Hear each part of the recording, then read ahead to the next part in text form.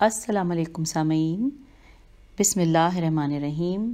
کاشانۂ بصیرت کا YouTube channel, جہاں پر ہم کتاب امام جعفر صادق علیہ السلام ولادت سے شہادت تک پڑھ رہے ہیں کہ جس کے مؤلف ہیں آیت اللہ سید محمد کاظم قزوینی، اور اس کتاب کو پڑھتے ہوئے ہم پیج نمبر 178 پہ ہیں، جبکہ یہ ہے پارٹ نمبر 14۔ یہ میں بتا دوں کہ ہم مین ہیڈنگ جس کو ہم نے پڑھنے کا آغاز کیا تھا وہ ہے حضرت امام جعفر صادق علیہ السلام اور علم غیب، اور سب ہیڈنگز جو ہیں وہ ہم پڑھتے جا رہے ہیں۔ اور اب جو اس وقت ہمارے سامنے سب ہیڈنگ ہے وہ ہے امام علیہ السلام کا مقام فخر میں ایک جماعت کے ذبح کیے جانے کی خبر دینا۔ آئیے مل کر پڑھتے ہیں۔ لکھا ہے نظر نون زوادرے نظر بن قرواش سے مروی ہے، وہ کہتے ہیں کہ میں اپنی کرائے کی سواری پر حضرت جعفر بن محمد علیہ السلام کو مدینے سے مکہ لے کر جا رہا تھا۔ جب ہم وادی لکھا ہوا سے نکلے تو امام علیہ السلام نے مجھ سے فرمایا کہ اے نظر، جب تم مقام فیخے پر پہنچو تو مجھے بتا دینا۔ میں نے پوچھا کیا آپ علیہ السلام اس مقام کو نہیں جانتے؟ امام علیہ السلام نے فرمایا کیوں نہیں، لیکن مجھے اندیشہ ہے کہ کہیں نیند مجھ پر غالب نہ آ جائے۔ جب ہم مقام فخر پر پہنچے تو میں محمل کے قریب گیا اور دیکھا کہ آپ سوئے ہوئے تھے۔ میں کھانسا تاکہ آپ بیدار ہو جائیں، مگر آپ بیدار نہ ہوئے۔ پھر میں نے محمل کو حرکت دی تو آپ اٹھ بیٹھے۔ میں نے عرض کیا ہم پہنچ گئے ہیں۔ امام علیہ السلام نے فرمایا میرا محمل کھولو، تو میں نے آپ کا محمل کھول دیا۔ امام علیہ السلام نے فرمایا قطار کو روکو۔ میں نے قطار کو روکا اور راستے سے ایک طرف ہو گیا۔ پھر میں نے امام علیہ السلام کے اونٹ کو بٹھایا تو امام علیہ السلام نے مجھ سے فرمایا پانی کی مشق اور ایک پیالہ ادھر لاؤ۔ جب میں یہ چیزیں امام علیہ السلام کے پاس لایا تو امام علیہ السلام نے وضو کیا، نماز پڑھی اور پھر سے اپنے محمل میں سوار ہو گئے۔ میں نے پوچھا قربان جاؤں امام علیہ السلام، آپ نے یہ جو کام کیا ہے کیا یہ حج کے مناسک میں سے ہے؟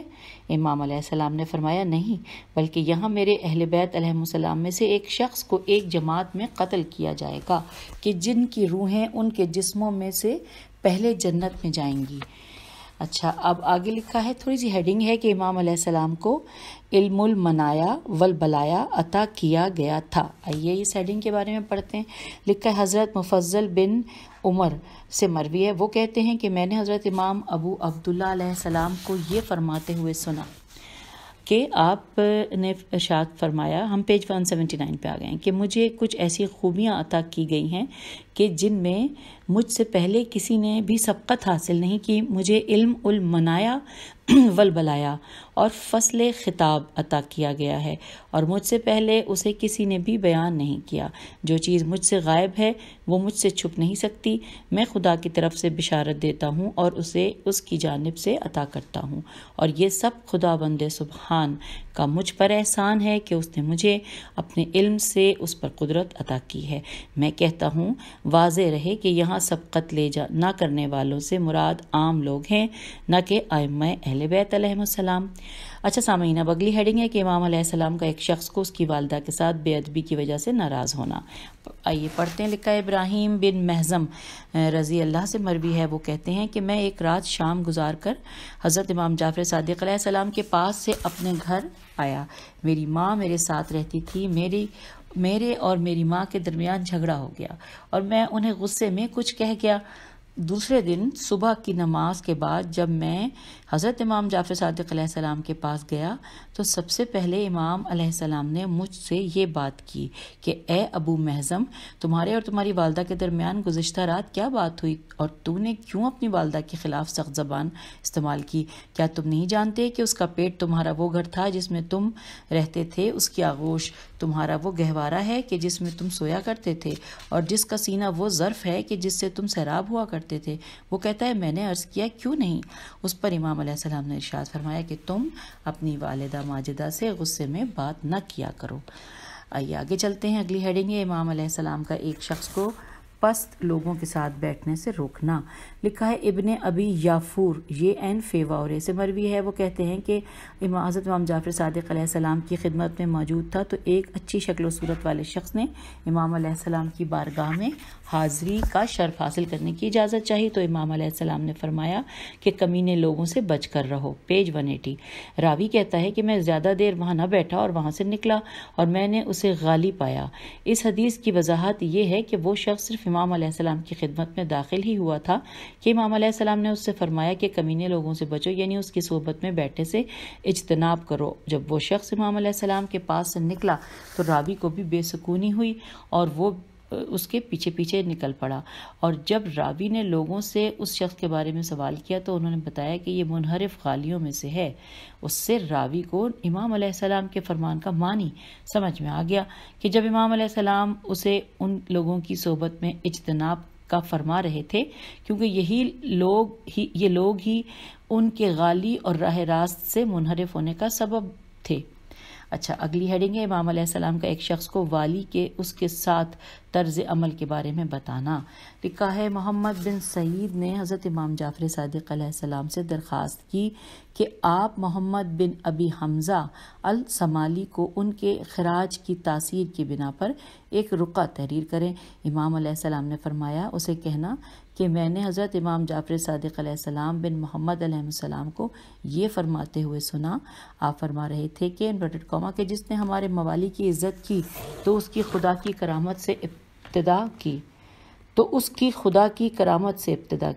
جس نے ان کی توہین کی تو وہ خدا کی ناراضگی کے در پہ ہوا، اور جس نے ہمارے شیعوں کے ساتھ نیکی کی تو اس نے حضرت امیر المومنین علیہ السلام کے ساتھ نیکی کی، اور جس نے امیر المومنین علی علیہ السلام کے ساتھ نیکی کی اس نے رسول اللہ کے ساتھ نیکی کی، اور جس نے رسول اللہ صلی اللہ علیہ وآلہ وسلم کے ساتھ نیکی کی اس نے خدا کی بارگاہ میں نیکی کی، اور جس نے خدا کے حضور نیکی کی تو خدا کی قسم وہ رفیق اعلیٰ میں ہمارے ہمراہ ہوگا۔ یہ انورٹڈ کاما کلوز ہو گیا۔ اب ہم آگئے پیج 181 پہ لکھا ہے راوی کہتا ہے کہ جب میں ان کے پاس گیا اور اس حدیث کو اسے بیان کیا تو وہ کہنے لگا کہ خدا کی قسم صحیح بتاؤ، کیا تم نے یہ حدیث حضرت امام جعفر صادق علیہ السلام سے سنی ہے؟ میں نے جواب دیا ہاں۔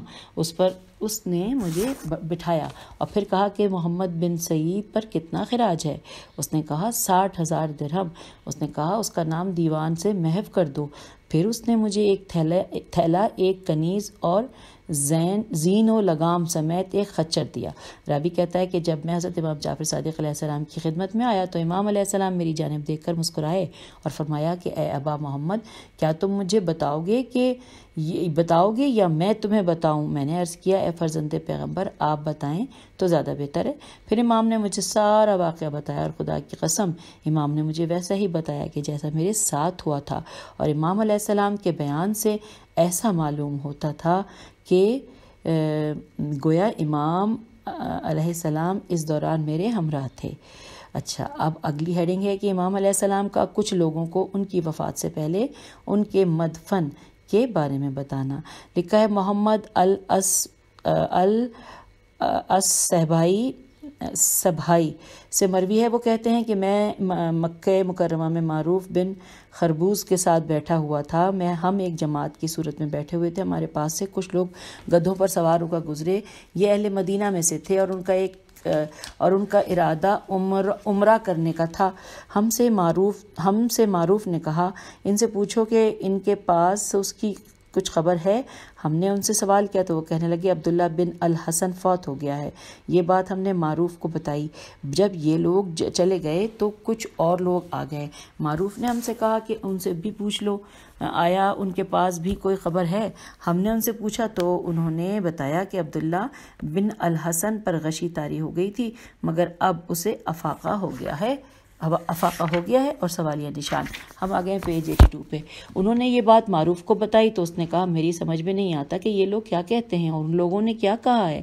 مجھے ابن المکرمہ یعنی حضرت امام جعفر صادق علیہ السلام نے خبر دی ہے کہ عبداللہ بن الحسن اور اس کے اہل بیت علیہ السلام کی قبر فرات کے کنارے پر ہے۔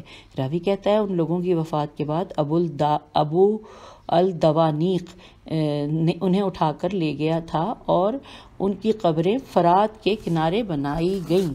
اگلی ہیڈنگ ہے امام علیہ السلام کا ایک شخص کو اس کی زوجہ کے جلد مر جانے کی خبر دینا۔ لکھا ہے حسین بن ابی العلا سے مروی ہے کہ وہ کہتے ہیں کہ میں حضرت امام جعفر صادق علیہ السلام کی خدمت میں موجود تھا کہ اتنے میں ان کے موالیوں میں سے ایک شخص ان کے پاس آ کر ان سے اپنی بیوی کے برے اخلاق کا شکوہ کرنے لگا۔ امام علیہ السلام نے اس سے فرمایا تو اسے میرے پاس لے آ۔ جب وہ اسے لے کر امام علیہ السلام کے پاس آیا تو امام علیہ السلام نے اس سے فرمایا تمہارا شوہر کیوں تمہاری شکایت کرتا ہے؟ اس نے کہا خدا اس کے ساتھ ایسا ایسا کرے۔ یہ سن کر امام علیہ السلام نے ارشاد فرمایا کہ اگر یہ مجھ پر ثابت ہو گیا تو پھر تم تھوڑا ہی عرصہ زندہ رہو گی۔ وہ کہنے لگی مجھے اس کی کوئی پرواہ نہیں کہ میں اسے کبھی نہ دیکھوں۔ اس پر امام علیہ السلام نے اس شخص سے فرمایا کہ اپنی بیوی کا ہاتھ پکڑو، اب تمہارے اور اس کے درمیان صرف 3 دن ہیں۔ جب 2 دن گزر گئے اور تیسرا دن آیا تو وہ شخص امام علیہ السلام کی خدمت میں آیا۔ امام نے اس سے پوچھا کہ تو نے اپنی بیوی کے ساتھ کیا کیا؟ اس نے جواب دیا کہ خدا کی قسم میں ابھی دفن کر کے آ رہا ہوں۔ راوی کہتا ہے کہ میں نے پوچھا اس کا حال کیسا تھا؟ امام علیہ السلام نے فرمایا وہ زیادتی کرتی تھی تو خدا نے اس کی عمر کو کم کر دیا اور اس شخص کو اس سے نجات دے دی۔ پیج 183 پہ ہم ہیں۔ اگلی ہیڈنگ ہے امام علیہ السلام کا ایک شخص کو اپنے آپ کے ساتھ کیے جانے والے فعل کے بارے میں بتانا۔ لکھا ہے جعفر بن ہارون الزیات سے مروی ہے کہ وہ کہتے ہیں کہ میں خانہ کعبہ کا طواف کر رہا تھا تو میری نظر امام ابو عبداللہ حضرت جعفر پر پڑی تو میں نے اپنے دل میں کہا کہ انہی کی پیروی کی جاتی ہے، انہی کو امام کہا جاتا ہے اور یہ ایسے ایسے ہیں۔ یہ کہتا ہے کہ مجھے اس کا پتہ نہ لگا حتیٰ کہ انہوں نے اپنا دست مبارک میرے کندھے پر مارا، پھر میری طرف متوجہ ہو کر فرمایا کہ کیا ہم اپنوں میں سے کسی ایک بشر کی پیروی کریں؟ تب تو ہم گمراہی اور دیوانگی میں ہوں گے۔ یہ بات یہاں ختم ہوئی۔ اس کے بعد نیچے لکھا ہے کہ عمر بن یزید سے مروی ہے، وہ کہتے ہیں کہ ایک رات میں حضرت امام ابو عبداللہ کی خدمت میں موجود تھا۔ اس وقت میرے علاوہ اور کوئی بھی آپ علیہ السلام کے پاس موجود نہ تھا تو امام علیہ السلام نے اپنی ٹانگ مبارک میری گود میں پھیلا دی اور فرمایا کہ اے عمر اسے دباؤ۔ عمر کہتا ہے میں نے انہیں دبایا، اچانک میری نظر آپ علیہ السلام کی پنڈلیوں کی مضطرب حالت پر پڑی۔ میں نے ارادہ کیا کہ میں بعد میں امام علیہ السلام سے اس کے بارے میں پوچھوں گا۔ امام علیہ السلام نے میری طرف اشارہ کیا اور فرمایا آج کی رات مجھ سے کسی بھی چیز کے بارے میں مت پوچھنا، میں تمہیں جواب نہیں دوں گا۔ یہ روایت ایک دوسری صورت میں بھی نقل ہوئی ہے اور وہ اس طرح سے ہے کہ عمر بن یزید سے مروی ہے، وہ کہتے ہیں کہ میں حضرت امام ابو عبداللہ کی خدمت اقدس میں موجود تھا۔ آپ علیہ السلام درد میں مبتلا تھے، آپ نے مجھے دبانے کی غرض سے اپنی پشت مبارک پر سوار کیا ہوا تھا اور آپ کا رخ انور دیوار کی طرف تھا۔ میں نے اپنے دل میں کہا کہ نہیں پتہ انہیں بیماری میں خدا جانے کیا جائے گا یا کیا جائے گا۔ میں نے امام علیہ السلام سے اس کے بارے میں نہیں پوچھا تھا مگر میرے دماغ میں بار بار اسی بات کا خیال آتا تھا۔ امام علیہ السلام نے اپنا چہرہ مبارک میری طرف پھیر کر فرمایا کہ جس کی فکر تمہیں لاحق ہو گئی ہے وہ ویسا نہیں ہے، میرے اس درد میں میرا کچھ بھی نقصان نہ ہوگا۔ اگلے پیراگراف میں لکھا ہے کہ معزز قارئین، یہ چند احادیث وہ پیش کی گئیں کہ جو صراحت کرتی ہیں حضرت امام جعفر صادق علیہ السلام نے بعض لوگوں کو ان کی نیتوں، ان کے ماضی کے افعال اور ان کے ساتھ پیش آنے والے مستقبل کے حالات کے بارے میں خبر دی تھی، یعنی غیب کی خبر دی تھی۔ اس بارے میں اور بھی بہت سی احادیث ہیں کہ جنہیں ہم نے موسوعۃ الامام الصادق میں درج کیا ہے، اور یہ ساری کی ساری احادیث ایک ہی حقیقت کی تاکید کرتی ہیں کہ حضرت صادق آل محمد علیہ السلام کو تائید ربانی حاصل تھی۔ آپ علیہ السلام عالم اعلیٰ کے ساتھ متصل تھے اور حق سبحانہ و تعالیٰ نے آپ علیہ السلام کو وہ خوبیاں اور صلاحیتیں عطا کی تھیں کہ جو اس نے انبیاء و اوصیاء علیہ السلام کو بخشی ہیں، تاکہ یہ صلاحیتیں و اہلیتیں امامت باطلہ کے مقابلے میں آپ علیہ السلام کی امامت حقہ و اور ولایت شریعہ پر دلیل میں بنے۔ اچھا، ہم نے یہ پڑھ لیا۔ اب ہم پیج 185 پہ آ گئے ہیں جس میں بڑی ہیڈنگ ہے، نیا چیپٹر ہے کہ حضرت امام جعفر صادق علیہ السلام اور علم طب۔ آئیے جب پڑھتے ہیں، اس میں سب ہیڈنگز آتی جائیں گی۔ اب ایک سب ہیڈنگ ہے، لکھا ہے انسانی اجسام کی تشریح۔ اس فصل میں ہم اپنے قارئین کی خدمت پہ علم طب اور انسانی جسم کی تشریح میں حضرت امام جعفر صادق علیہ السلام سے مروی بعض روایات ذکر کریں گے تاکہ یہ ثابت ہو جائے کہ امام عالی مقام علیہ السلام کا نام صرف فقہ و تفسیر وغیرہ تک ہی محدود نہیں تھا، اور یہ کہ جناب صادق آل محمد خداوند عالم کی بڑی بڑی نشانیوں، بالغ حجتوں اور اس کے معاون علوم میں سے ایک تھے۔ حسن بن علی بن نعمان سے مروی ہے کہ انہوں نے ہمارے کسی شیعہ سے روایت کیا ہے۔ وہ کہتے ہیں کہ میں نے حضرت امام ابو عبداللہ علیہ السلام سے درد کی شکایت کی تو آپ علیہ السلام نے مجھ سے فرمایا کہ جب تم اپنے بستر پر جاؤ تو 2 دانے کھجور یا گڑ کے کھایا کرو۔ وہ کہتا ہے میں نے امام علیہ السلام کی خدمت پر عمل کیا تو مجھے اس تکلیف سے چھٹکارا حاصل ہو گیا۔ اب آگے چلتے ہیں، لکھا ہے کہ ہو گیا اور میں نے یہ بات اپنے ایک طبیب کو بتائی اور وہ ہمارے علاقے کا بڑا ہی حاذق الف زال قاف اور ماہر طبیب تھا۔ یہ سن کر وہ کہنے لگا کہ حضرت ابو عبداللہ کو اس کی کیسے خبر ہوئی؟ یہ ہمارے پوشیدہ علم کی باتیں ہیں۔ ہاں یہ ہو سکتا ہے کہ انہوں نے کسی کتاب میں پایا ہو کیونکہ وہ صاحب کتب ہیں۔ تو منصور اب اگلا پیراگراف ہے کہ منصور عباسی کے صاحب الربیع سے مروی ہے، وہ کہتا ہے کہ ایک روز حضرت امام جعفر صادق علیہ السلام منصور کی مجلس میں حاضر ہوئے۔ اس وقت منصور کے پاس اہل ہند میں سے ایک شخص موجود تھا اور وہ طب کی کتابیں پڑھ رہا تھا۔ حضرت امام جعفر صادق علیہ السلام کی پڑھائی کو توجہ دینے کے ساتھ سننے لگ گئے۔ حضرت امام جعفر صادق علیہ السلام اس کی پڑھائی کو توجہ کے ساتھ سننے لگ گئے۔ جب وہ پڑھ چکا تو امام علیہ السلام سے پوچھا، اے ابو عبداللہ، پیج 186، جو کچھ میرے پاس ہے اس میں سے کسی چیز کی آپ کو ضرورت ہے؟ امام علیہ السلام نے ارشاد فرمایا، نہیں، چونکہ جو کچھ میرے پاس ہے وہ اس سے کہیں زیادہ بہتر ہے اور جو کچھ تمہارے پاس ہے اس نے پوچھا وہ کیا ہے؟ امام علیہ السلام نے فرمایا کہ میں گرمی کا علاج ٹھنڈی چیز سے، ٹھنڈی کا علاج گرم چیز سے، تر کا علاج خشک چیز سے اور خشک کا علاج تر سے کرتا ہوں۔ میں رسول اللہ صلی اللہ علیہ وآلہ وسلم کے فرمان پر عمل کرتا ہوں اور معاملہ خداوند عالم کے سپرد کر دیتا ہوں۔ جان لو، معدہ ہماری بیماری کا گھر ہے اور اس کی دوا پرہیز کرنا ہے، اور بدن جس چیز کا عادی ہوتا ہے وہ اس کی وہی عادت بناتا ہوں۔ اس پر ہندی نے پوچھا کہ کیا یہی طب ہے؟ امام علیہ السلام نے فرمایا، تم کیا سمجھتے ہو کہ میں نے یہ طب کی کتابوں سے حاصل کیا ہے؟ وہ بولا، جی ہاں۔ امام علیہ السلام نے فرمایا، خدا کی قسم ایسا نہیں ہے، میں نے اسے خداوند سبحان سے حاصل کیا ہے۔ تو اب تو مجھے بتا کہ طب کے بارے میں زیادہ بہتر میں جانتا ہوں یا تم؟ وہ بولا، میں بہتر جانتا ہوں۔ حضرت امام جعفر صادق علیہ السلام نے فرمایا، چلو میں تم سے چند سوال کر لیتا ہوں۔ اس نے کہا، جی کیجئے۔ امام علیہ السلام نے فرمایا، اے ہندی، آنسوؤں اور رطوبتوں کی جگہیں سر میں کیوں ہوتی ہیں؟ وہ بولا، مجھے نہیں معلوم۔ امام علیہ السلام نے فرمایا، سر کے اوپر بال کیوں بنائے گئے ہیں؟ وہ بولا، مجھے نہیں معلوم۔ امام علیہ السلام نے فرمایا، پیشانی پر بال کیوں نہیں ہوتے؟ وہ بولا، مجھے نہیں معلوم۔ پھر ہم آگئے 187 پہ۔ پھر امام نے فرمایا کہ اس پر خطوط اور بننے اور ختم ہو جانے والی لکیریں کیوں بنائی گئی ہیں؟ وہ بولا، مجھے نہیں معلوم۔ امام نے فرمایا، دونوں آنکھوں کے اوپر ابرویں کیوں بنائی گئی ہیں؟ وہ بولا، مجھے نہیں معلوم ہے۔ امام نے فرمایا، آنکھوں کو بادامی شکل کا کیوں بنایا گیا ہے؟ وہ بولا، مجھے نہیں معلوم۔ امام نے فرمایا، ناک کو دونوں آنکھوں کے درمیان کیوں بنایا گیا ہے؟ وہ بولا، مجھے یہ بھی نہیں معلوم۔ امام علیہ السلام نے فرمایا، اچھا یہ بتاؤ کہ ناک کے نیچے کی طرف 2 سوراخ کیوں ہیں؟ وہ بولا، مجھے معلوم نہیں۔ پھر امام علیہ السلام نے فرمایا، ہونٹ اور مونچھیں منہ کے اوپر کیوں بنائی گئی ہیں؟ وہ بولا، میں نہیں جانتا۔ امام علیہ السلام نے فرمایا، دانت تیز کیوں ہوتے ہیں؟ داڑھیں چوڑی کیوں ہوتی ہیں؟ اور ناب یعنی رباعیات کے ساتھ والے دانت لمبے کیوں ہوتے ہیں؟ وہ بولا، مجھے نہیں معلوم۔ امام علیہ السلام نے فرمایا کہ مردوں کی داڑھی کیوں بنائی گئی ہے؟ وہ بولا، میں بتانے سے قاصر ہوں۔ امام علیہ السلام نے فرمایا، دونوں ہتھیلیوں پر بال کیوں نہیں ہوتے؟ وہ بولا، میری معلومات ناقص ہیں۔ امام نے فرمایا، ناخنوں اور بالوں میں جان کیوں نہیں ہوتی؟ وہ بولا، مجھے اس سے آگاہی نہیں ہے۔ امام علیہ السلام نے فرمایا، دل صنوبر کے بیج کی مانند کیوں ہوتا ہے؟ وہ بولا، مجھے معلوم نہیں ہے۔ 188۔ امام علیہ السلام نے فرمایا، پھیپھڑوں کے حصے 2 اور ان کی حرکت کا مقام 1 کیوں بنایا گیا ہے؟ وہ بولا، مجھے اس حقیقت کا علم نہیں ہے۔ امام علیہ السلام نے فرمایا کہ جگر کبڑا کیوں ہوتا ہے؟ وہ بولا، مجھے نہیں معلوم۔ امام نے فرمایا کہ گردہ لوبیے کے بیج کی مانند کیوں ہوتا ہے؟ وہ بولا، میں بتانے سے قاصر ہوں۔ امام علیہ السلام نے فرمایا کہ گھٹنے پیچھے کی طرف کیوں سمٹے ہوئے ہوتے ہیں؟ وہ بولا، مجھے اس فلسفے سے بالکل آگاہی نہیں۔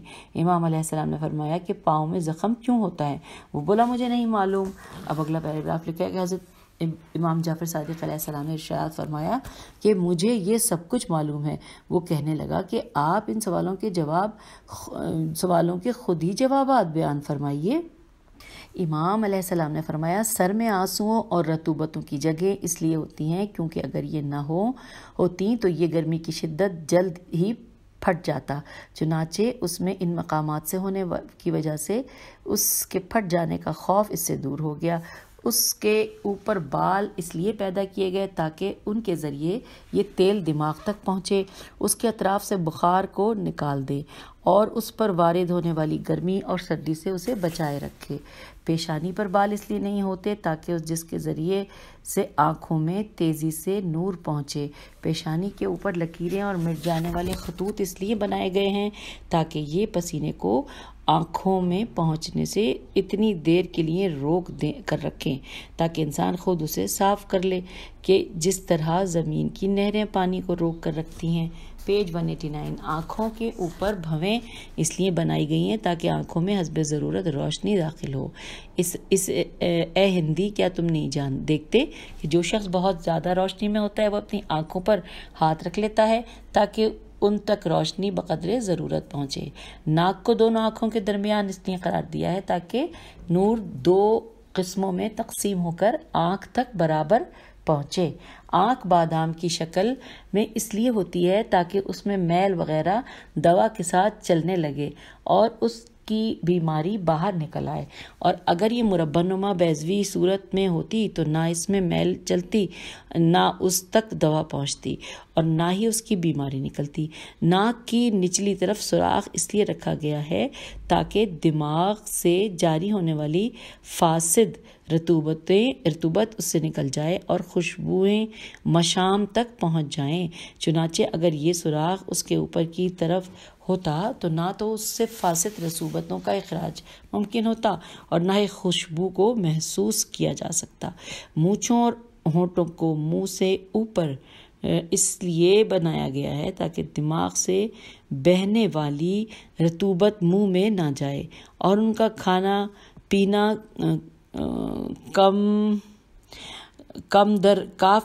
مقدر نہ ہو جائے اور وہ اسے خود صاف کرے۔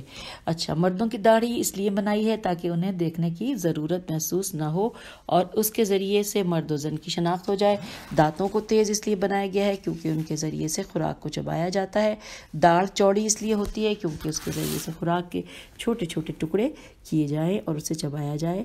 اس کے بعد لکھا ہے کہ اناب یعنی رباعیات کے ساتھ والے دانت اس لیے لمبے ہوتے ہیں تاکہ ان کے ذریعے سے دانتوں اور داڑھوں کو سہارا ملے، یعنی سپورٹ ملے، کہ جس طرح زیتون سے مکان کی چھت وغیرہ کو سہارا ملتا ہے۔ اب ہم آگئے ہیں پیج نمبر 190 پر۔ لکھا ہے دونوں ہتھیلیوں پر بال اس لیے نہیں ہوتے کیونکہ ان کے ذریعے سے لمس واقع ہوتا ہے، چنانچہ اگر ان دونوں پر بال ہوتے تو انسان کو پتہ ہی نہ چلتا کہ ان کے سامنے کیا ہے اور وہ کس چیز کو مس کر رہا ہے۔ اب آگے لکھا ہے کہ بالوں اور ناخنوں میں جان اس لیے نہیں ہوتی کیونکہ ان دونوں کا لمبا ہونا قبیح اور انہیں کاٹنا اور چھوٹا کرنا اچھا ہے، لہٰذا اگر ان دونوں میں حیات ہوتی تو انسان انہیں کاٹتے وقت درد محسوس کرتا اور انہیں کاٹنا چھوڑ دیتا۔ اچھا، دل صنوبر کے بیج کی مانند اس لیے ہے کیونکہ یہ الٹا ہوتا ہے، لہٰذا اس کا سرا باریک بنایا گیا تاکہ یہ پھیپھڑوں میں داخل ہو جائے اور یہ اس کے ٹھنڈا ہونے کے وقت راحت و سکون پاتا ہے اور اس کے گرم ہونے کی وجہ سے دماغ کھول نہ جائے۔ جی یہی ہے۔ اچھا، اگلے پیراگراف میں لکھا ہے کہ پھیپھڑوں کے 2 ٹکڑے اس لیے بنائے گئے ہیں تاکہ یہ اس کی مزاحمت کے دوران اس میں داخل ہو جائے، چنانچہ وہ اس کی حرکت سے راحت محسوس کرے۔ پھر لکھا ہے کہ جگر کبڑا اس لیے ہوتا ہے تاکہ معدہ بھاری ہو جائے اور یہ اپنا پورا وزن اس پر ڈال کر اسے نچوڑ دے تاکہ اس کا بخار نکل جائے۔ اچھا، گردے کو لوبیے کی بیج کی مانند اس لیے بنایا گیا ہے تاکہ اس پر ایک ایک نقطہ ہو کر منی گرتی ہے، چنانچہ اگر یہ مربع یا بیضوی شکل میں ہوتا تو ذی روح کو اس کے نکلنے سے لذت محسوس نہ ہوتی کیونکہ منی کمر میں موجود ریڑھ کی ہڈی سے گردے پر گرتی ہے، پس گردہ کپڑے کی مانند سکڑ جاتا ہے اور پھیل بھی جاتا ہے۔ یہ شروع میں اسے مثانے کی طرف پھینکتا ہے کہ جس طرح کمان سے تیر جا چکا ہے۔ پھر لکھا ہے کہ گھٹنوں کے پیچھے کی طرف سے سمٹا ہوا اس لیے بنایا گیا ہے تاکہ انسان آگے کی طرف چلے تو اس کی حرکت معتدل ہو، اور اگر ایسا نہ ایک منٹ دوبارہ دیکھتی ہوں، اچھا یہ پڑھ لیا، گھٹنوں والا اس کا حرکات معتدل ہوں، اور اگر ایسا نہ ہوتا تو انسان چلنے کے دوران گر جاتا، اور پاؤں کو خمدار بنایا گیا ہے کیونکہ جب کوئی چیز ہماری زمین پر گر جاتی ہے تو وہ چکی کے پتھر کی مانند بھاری ہو جاتی ہے، اور اگر وہ اپنی ترتیب کے مطابق ہو تو اسے بچہ بھی اٹھا لیتا ہے، لیکن اگر اس کی ترتیب باقی نہ رہے تو اسے اٹھانا بڑے بندے کے لیے بھی مشکل ہو جاتا ہے۔ پیج 191۔ یہ سن کر ہندی بولا، آپ علیہ السلام نے یہ علم کہاں سے حاصل کیا؟ آپ نے فرمایا، میں نے اسے اپنے آباء کرام علیہم السلام سے حاصل کیا، انہوں نے اسے حضرت محمد صلی اللہ علیہ وسلم سے اور اسے حضرت جبرائیل علیہ السلام جبرائیل امین کے واسطے عالمین کے پروردگار سے حاصل کیا کہ جس نے جسموں اور روحوں کو خلق کیا۔ اس پر ہندی شخص پکار اٹھا کہ آپ علیہ السلام نے سچ فرمایا، میں گواہی دیتا ہوں کہ اللہ سبحانہ و تعالیٰ کے سوا کوئی بھی بندگی کے لائق نہیں۔ حضرت محمد صلی اللہ علیہ وسلم اللہ تعالیٰ کے رسول اور اس کے خاص بندے ہیں، اور آپ علیہ السلام اپنے زمانے کے سب سے بڑے عالم ہیں۔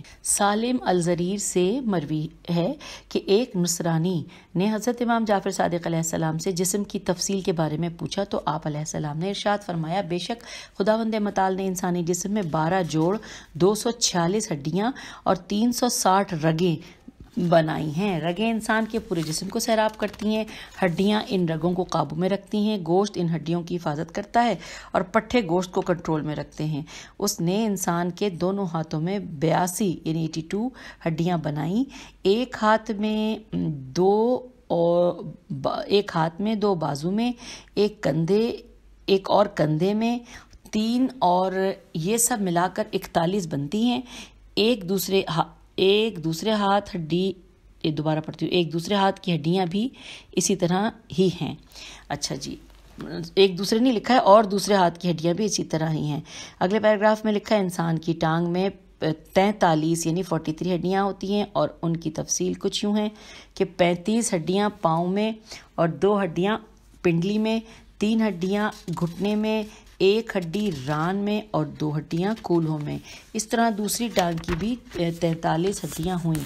انسان کی صلب میں 18 ہڈیاں ہوتی ہیں، اس کے ہر پہلو میں 9 پسلیاں ہوتی ہیں، اس کی گردن میں 8، سر میں 36 اور منہ میں 28 ہڈیاں اور 32 دانت ہوتے ہیں۔ ابو حفان نے بیان کیا، اس وقت ابن ماسویہ بھی اس کے پاس موجود تھے کہ حضرت امام جعفر صادق علیہ السلام نے ارشاد فرمایا، پیج 192 پہ ہم آگے ہیں، ارشاد فرمایا کہ تبا توئے بے الف اور حمزہ عین 4 قسم کی ہوتی ہیں۔